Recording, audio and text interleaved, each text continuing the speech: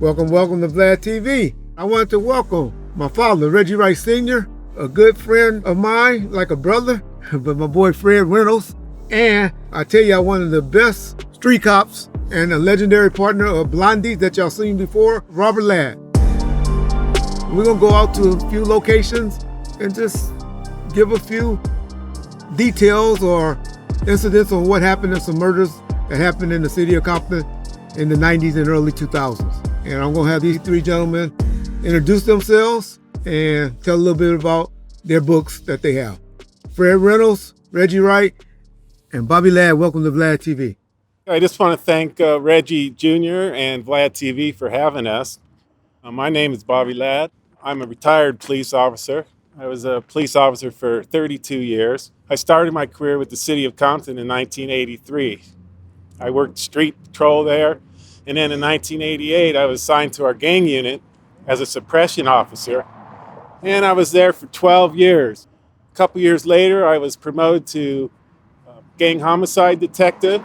I handled hundreds of homicide and thousands of gang-related shootings. I also had the pleasure of working with my partner, Tim Brennan, who's no longer with us. You guys know him as Blondie. And these two gentlemen to my left are your right, who I consider some of the best gang cops in all the United States.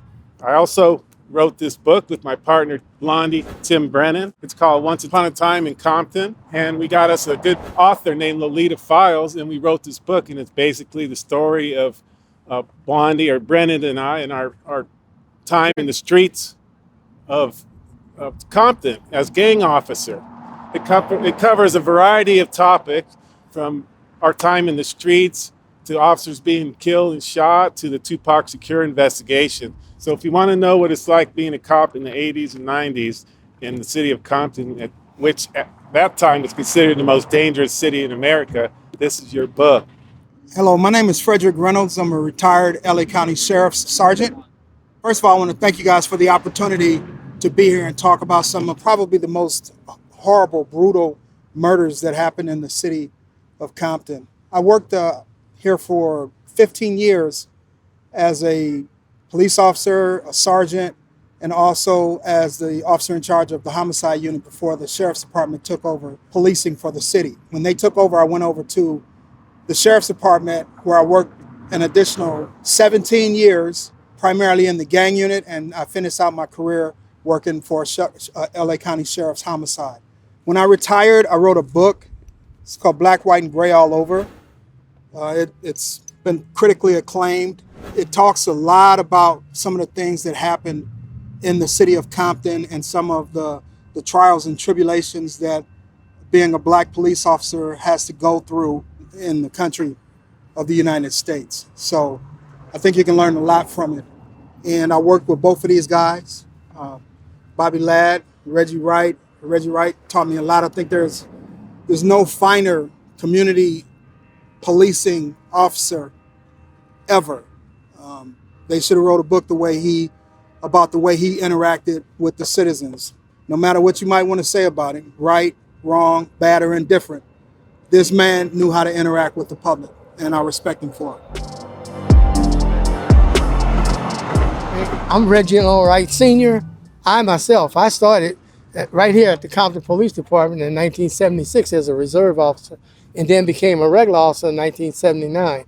I kind of worked myself up the ranks during that period. Started as a police officer, and then subsequently worked as a patrol sergeant.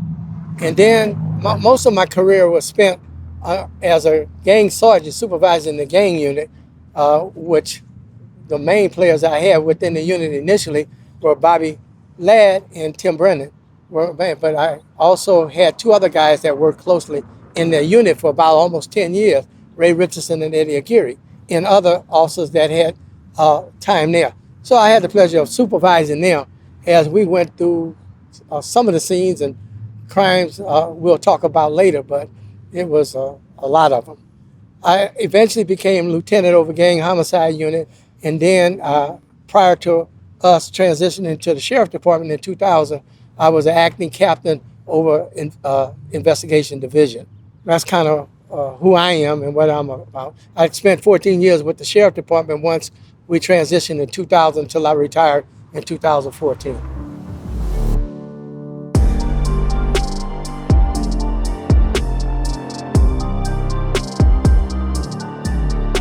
All right, Reggie Sr., I know of a high-profile murder case. I know we always talking about gang homicides in the city of Compton, but I know of a case that happened at this park that we had now, at South Park, that wasn't what we would call a gang murder. If you could talk about that and explain what happened on this incident. Well, this incident occurred about November of 1993. I recall the call had came out of 2 gunshot victims at South Park, on the field at South Park, which is over an area just past the basketball courts, if you can see it from here, just past it where that big tree is. 2 bodies were actually, 2 persons that had been shot was actually there. It was about close to midnight or around midnight on this particular day when units responded here. Once the patrol units got over here, they found those 2 individuals, called for paramedics, and one of the victims was deceased at the scene. But the second victim, who was also shot, was still alive. And they were saved. And was able to talk to the patrol officers and stuff. Once they start saying certain names of the individuals that appeared to be gang members, I rode to the scene as well. And when we got there, when we start interviewing the female who had survived, she started talking about a young man who they had been ditching at school with over in the Front Hood area. And she described one of the guys as Tim, little Tim. And other guy, she said his name, I don't recall his name at this moment, but they weren't known Front Hood gang members, although she said they were from Front Hood. But when she said Tim, I knew that there was a kid that I was quite familiar with, had known for a while, that had been hanging over at his grandmother's house, and his name was Tim. And the description that she had gave matched his description. But we eventually did a photo lineup with Tim in it, the Tim I knew. And we did that with him. And she identified him immediately. I knew him personally because he was a kid that I knew from the neighborhood and stuff. And quite frankly, he used to ride around with me sometime, at night. Because he acted as if he wanted to become a police officer at some point. Anyway, after we found out who he was kind of trying to hide out a little bit.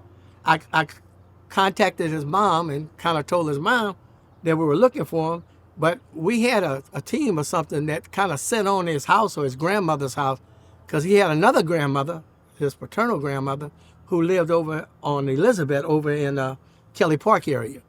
So I don't think it was the next day or just right afterwards, they saw him get into the car, a vehicle, and I think he was one of the surveillance units, and we followed him to a point where we did a traffic stop and arrested him for this particular incident. He knew me right off the bat. He seemed to be happy that it was me when he saw the police had got him. And so we took him down and interviewed him and questioned him, and he told the whole story. What was so really significant about this particular homicide shooting was that it was similar to one we're going to talk about next or a little later over that happened on Tartar Lane. So we'll get into that. But that's how deep this was. He eventually settled, and I think when he went to court, we used his confession and whatever. And matter of fact, he's still in custody from that particular homicide. But what was so unique was the fact that they had been with these girls all day, and I think some sexual activity was started by Tim or something, but the girls was rejected, and they didn't want to go through with all that. And so that's why they were eventually brought over here and shot, because they didn't want to face a rape charge or something. So, but the intent was to kill them both, and I think Tim was the one who ended up shooting them, because the guy that was with him that he knew real well. I don't know if it was a relative, but they lived over in the same area. He kind of like was telling him, you got to do it. You better do it, or they're gonna put us both away. And that's why Tim did it some time ago. But it was very unique in that respect. During the incident, it was determined when they found the bodies, they were laying face down in the park, and they were obviously shot directly. But one young lady, I guess the bullet didn't penetrate or what, but she played dead. And that's why both of the suspects, thought they were dead. Both were dead when they left the scene. And so it was an execution type of shooting. And that's why both suspects are still in custody. And that happened in '93. Were they young? The victims? Like I think the victims were 16, 17 years old, the females. And I think Tim was about 18. Or either they got tried as an adult. They were 17, 18 years old. So they was all young adults. Because a couple of them were still in school. I think, as I recall, the females had ditched school that day and was hanging out with the two suspects. Thanks for telling us about this. This is also South Park. And if you and Lan or Fred can just tell us about South Park area. I know a gang hang out at this area a lot. Well, this park and this whole area is claimed by the gang called Southside Crips. Southside Crips is one of our larger gangs in Compton.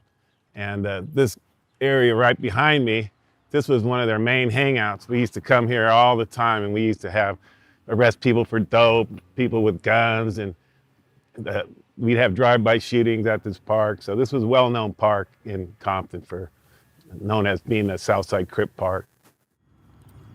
And the case that Reggie's talking about, I remember that case because about 2 hours before that happened, we had a murder less than 3 miles away, and they was in another gang neighborhood called I think it was Atlantic Drive Crip, which is close to Kelly Park. So the investigators that were working that, they had to roll over here, which wasn't atypical for Compton homicide investigators, because sometimes we would have 3 and 4 murders in a night, if you can believe that, in a city that's less, 10 square miles. We have that number of homicides. And we really didn't have, or Compton PD really didn't have that many homicide investigators assigned to investigate these cases. So the cases stacked up on them really quick. This park right here was famous, or an ideal spot, I should say, for murders, because it was very, very dark at night. And the murder that Reggie is talking about happened at about midnight. And you can't see anything over here at dark, because they didn't have the lighting that they have now, right? Matter of fact, it was also a favorite location for romantic liaisons, and drug deals. So this park right here is one of Compton's more famous parks. I'd like to just add, if I can, we talked about the gang members that frequent here in the Southside Crips and all that, but these two young men that were caught up in this incident, they weren't really gangbangers. Matter of fact, that incident occurred in the Front Hood area, but both of them lived near Kelly Park on Elizabeth, the two suspects, and they weren't really gangbangers. But they did associate with different gangs.